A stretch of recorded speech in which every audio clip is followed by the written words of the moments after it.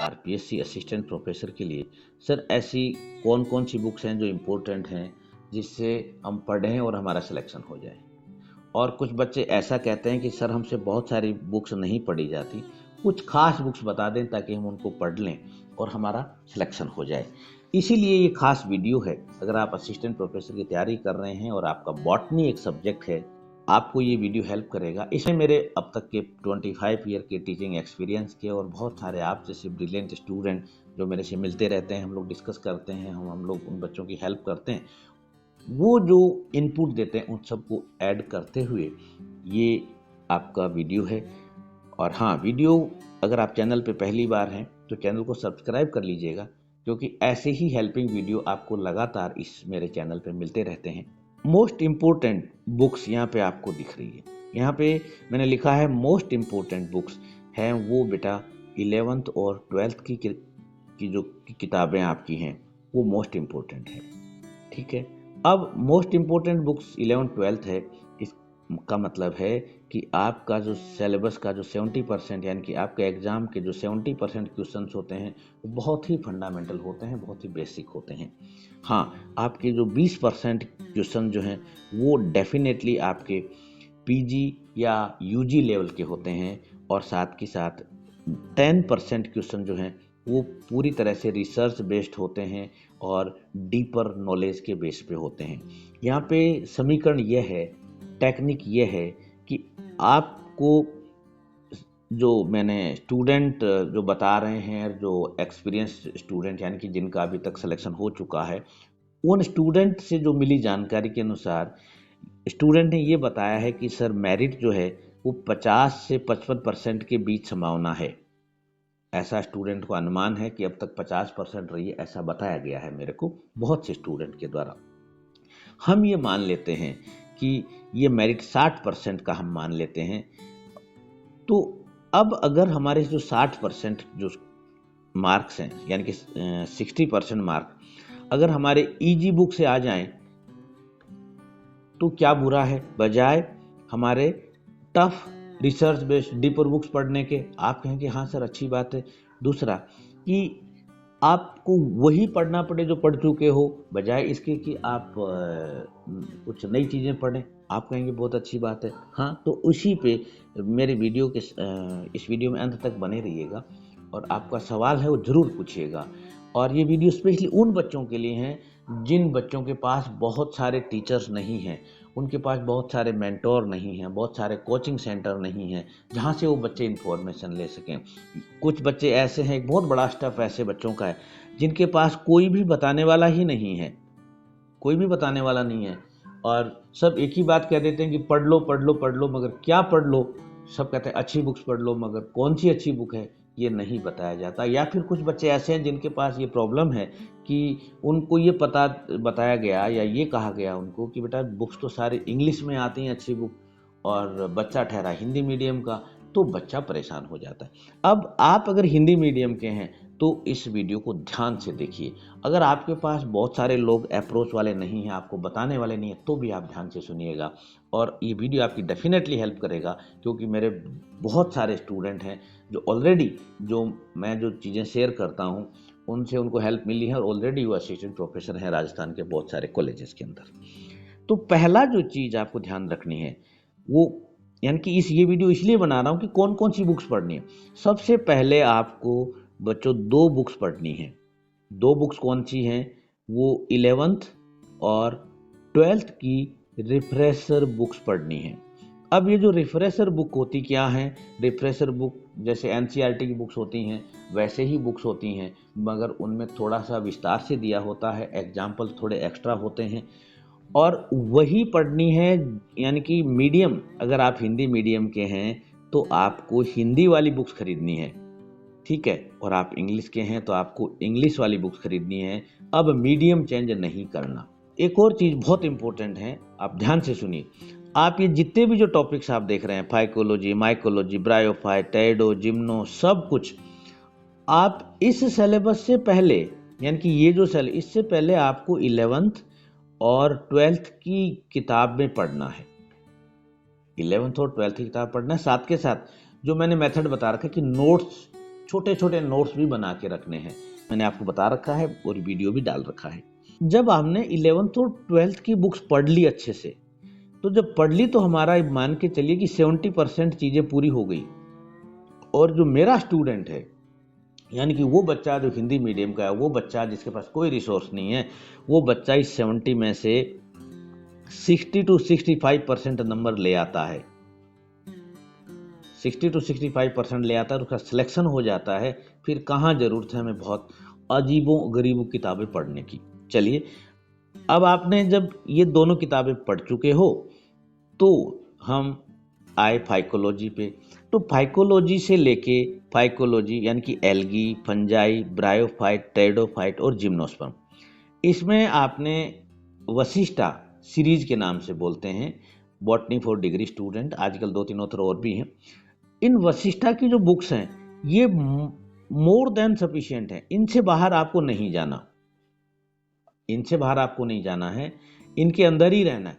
यानी कि वशिष्ठा की बुक्स तब पढ़नी है जब आपका कोई टॉपिक है वो 11th और 12th की किताब में नहीं बताया गया है, वहीं आपको पढ़ना है। अदरवाइज पहले आपको 11th 12th में पढ़ना है, उसके बाद आगे डिटेल पढ़ने की डियर स्टूडेंट ज़रूरत नहीं है, क्योंकि हमें तो 65% के करीब लाने हैं, वो तो इसी में से आ जाएंगे। अगला टॉपिक हमारा आ रहा है पैलियोबॉटनी। पैलियोबॉटनी की अलग से कोई ऐसी किताब मेरे नोटिस में नहीं है, इसलिए पैलियोबॉटनी आपने जो बीएससी में जो पढ़ी थी बुक्स, उसी बुक्स में से पढ़ लेना, नई बुक की आपको ज़रूरत नहीं है। फिर हम आए माइक्रोबायोलॉजी में। माइक्रोबायोलॉजी में आप पीडी शर्मा की एक बुक आती है और अधिकांश बच्चों ने पढ़ी है, उसको पढ़ना, बाकी किसी चीज़ की ज़रूरत नहीं है। पैथोलॉजी के अंदर आर.एस. सिंह, बहुत छोटी सी किताब है, बहुत अच्छी सी किताब है, उसको पढ़ना। कब? जब 12th पढ़ लो उसके बाद पढ़नी है। साइटोलॉजी में बहुत सारी किताबें हैं, बट मुझे अच्छी लगती है डी रॉबर्टिस एंड डी रॉबर्टिस। सस्ती सुंदर किताब है, इसकी इंग्लिश बहुत अच्छी है। आप और भी किताबें ले सकते हैं, बहुत सारी किताबें हैं, मगर डी रॉबर्टिस से पहले आप अपनी 11th-12th में पढ़ना, फिर आपने जो बीएससी में पढ़ा था उसको पढ़ना और उसके बाद डी रॉबर्टिस को पढ़ना है, इससे पहले नहीं पढ़ना। फिर बारी आती है जेनेटिक्स की। जेनेटिक्स में आपने जो किताब बीएससी में पढ़ी थी, जो एमएससी में पढ़ी थी, उसी को पढ़ना है। और आई रिकमेंड कि बीएससी वाली को ज़्यादा पढ़ना है, मगर शर्त यही है कि पहले वो 11th और 12th वाली में ज़रूर पढ़ लेना है, उसके बाद पढ़ेंगे। फिर बायोटेक्नोलॉजी में बहुत सारी किताबें हैं, मगर पीके गुप्ता मेजोरिटी में बच्चे पढ़ते हैं, इसको पढ़ना, मगर इसको भी वही पढ़ना है जब आपने बीएससी में हिंदी मीडियम में कौन सी पढ़ी थी उसको पढ़ के इसके बाद इसको पढ़ना है। यानी कि यहाँ पे मैं ये लिमिट सजेस्ट कर रहा हूँ कि इससे बाहर आपको नहीं जाना, क्योंकि दिक्कत ये आती है कि बच्चा जब मार्केट में जाता है, बुक्स देखता है, तो बहुत सारी बुक्स अवेलेबल हैं, या आज का बच्चा ऑनलाइन सर्च करता है, वहाँ एक टाइटल की बहुत सारी किताबें हैं। बच्चा यही कंफ्यूज हो जाता है कि मैं इसको कौन सी लूँ, और लेके और फिर उसकी लैंग्वेज और उसका हर राइटर का अपना लिखने का तरीका है, सब ने बहुत अच्छी किताबें लिखी हैं, मगर मुझे कौन सी सूट कर रही है वो इम्पोर्टेंट है। जो आपको अच्छी लगे उसको पढ़ना है, और आपने बीएससी में पढ़ा है तो आपको डेफिनेटली अच्छी लगती है, तो इसलिए ये मेरा कंसेप्ट है। अब हम आगे टैक्सोनॉमी पे, जो मेरा फेवरेट सब्जेक्ट है, मेरा स्पेशलाइजेशन भी है। टैक्सोनॉमी में आपने बीएससी में पढ़ी वो पढ़नी है, उसके बाद कुछ नहीं पढ़ना। और आपको पढ़नी है तो रस्तोगी की जो भी किताब मिल जाए आपको, रस्तोगी पब्लिकेशन, उससे बाहर कुछ पढ़ना मत। और आपको कोई टॉपिक नहीं समझ में आता है तो आप मुझसे संपर्क कर लेना, और मैंने बहुत सारे वीडियो डाल रखे हैं, मैं और डाल दूंगा। मगर टैक्सोनॉमी में बहुत सारी जो हाई किताबें हैं, जो स्पेशल पेपर वाले बच्चों के लिए बनी हुई है, उनको मत पढ़ना। वो सिर्फ स्पेशल पेपर वाले बच्चों को पढ़नी है, वो भी कब पढ़नी है? जब वो आरपीएससी रिटर्न एग्जाम पास होने के बाद जब इंटरव्यू में जाएंगे ना, उस समय पढ़नी है, इससे पहले उनको भी ये नहीं पढ़नी। ठीक। अब आता है प्लांट मॉर्फोलॉजी एंड एनाटॉमी। इसको भी, इसकी किताबें अलग से नहीं जाना आपको, सिर्फ जो बीएससी में पढ़ी है और 11th-12th में पढ़ी उतना ही पढ़ना है। इकोनॉमिक बॉटनी में भी वही बीएससी और 11th-12th, और आगे जाओ कुछ डिटेल जाओ तो एसएल कोचर की किताब है, बहुत पुरानी किताब है, बहुत शानदार किताब है, बहुत लोगों ने पढ़ी है, हमने भी पढ़ी है, और अभी बच्चे पढ़ रहे हैं मेरे। इकोलॉजी एंड एनवायरनमेंट में वही 11th-12th बीएससी, उसके बाद पीडी शर्मा की इकोलॉजी आती है, पढ़ लीजिएगा, सब जगह मिल जाती है, आराम से, अच्छी लगती है सबको। फिर फिजियोलॉजी और बायोकेमिस्ट्री। फिजियोलॉजी और बायोकेमिस्ट्री में वही 11th-12th, देन आपका बीएससी, और उसके बाद आप आगे जाते हो तो एक वी वर्मा की किताब आया करती थी पहले, शायद आजकल वो नहीं आती है, मेरे आगे नहीं आई, मगर एस चंद पब्लिकेशन की एक जे एल जैन और वी के जैन के नाम से किताब आती है, उसको आप ले लीजिएगा और बाकी ज़रूरत नहीं। हाँ, जो मैं बुक्स बता रहा हूँ उसमें से अगर आप को कोई बुक्स नहीं मिल रही हैं तो आप मुझसे संपर्क कर सकते हैं। मेरे पास ऑलमोस्ट बुक्स हैं जो आपको मिल जाएंगी, जब आप पढ़ लीजिएगा फिर आप मेरे को वापस दे जाइएगा, कोई दिक्कत नहीं है। और एक ये जो आ रहा है आपका टेक्निक वाला पोर्शन, टेक्निक्स जो आज का बच्चा है वो बहुत अधिक जानता है, मगर इसका जो एक डी रॉबर्टिस की जो किताब जो मैंने साइटोलॉजी के लिए बताई, उसमें एक चैप्टर दिया हुआ है, उसको पढ़ लेना, करीब करीब चीज़ों को वो कवर कर लेता है। और जो 11th-12th वाली उसमें भी बहुत सारी टेक्निक्स आपको मिलेंगी, बट बहुत अधिक मुश्किल किताबों में मत जाइएगा प्लीज़। और स्टैटिस्टिक्स को आई रिकमेंड कि आप छोड़ सकते हैं अगर आपका इंटरेस्ट नहीं है तो, और आपका इंटरेस्ट है तो आपने जो बीएससी में पढ़ी है उसी बुक को पढ़ लेना बस।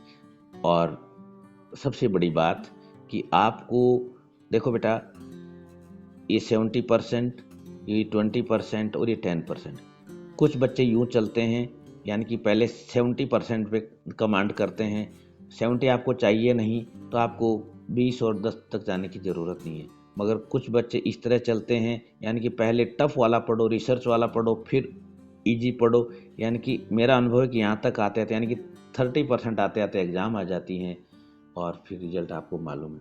इसलिए आई रिकमेंड कि आप इस रास्ते पे ना चलें। आप पहले हमारा जो बेसिक है यानी कि फंडामेंटल है, यानी कि 11th-12th है, उसको कर लें, और वहीं से आपको, और एक चीज़ और, आई रिक्वेस्ट यू कि आप जो पुराने पेपर हैं उसको लीजिएगा, और आप जो मैं रिफ्रेशर बुक्स बता रहा हूँ उनमें मैच करना, आपको 70 to 75% क्वेश्चन आपको वहाँ से मिलेंगे, 70 to 75% क्वेश्चन वहाँ से मिलेंगे आपको।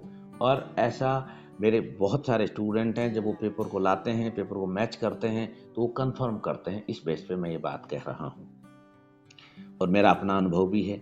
हाँ, अगर आपको वीडियो अच्छा लगा हो तो भले ही लाइक मत करना, मगर आपका कोई डाउट है, आपको कोई प्रॉब्लम है, कोई क्वेश्चन पूछना है तो ज़रूर पूछ लेना। मैंने इस डिस्क्रिप्शन में मेल आईडी दी है, उस पर मेल कर देना अगर आप कमेंट नहीं कर पा रहे हैं तो। आपका कोई दोस्त है या आपका जानकार, आप हेल्प करना चाहते हैं तो आप वहाँ तक शेयर कीजिएगा, और आपको वास्तव में अच्छा लगा है तो लाइक ज़रूर कीजिएगा।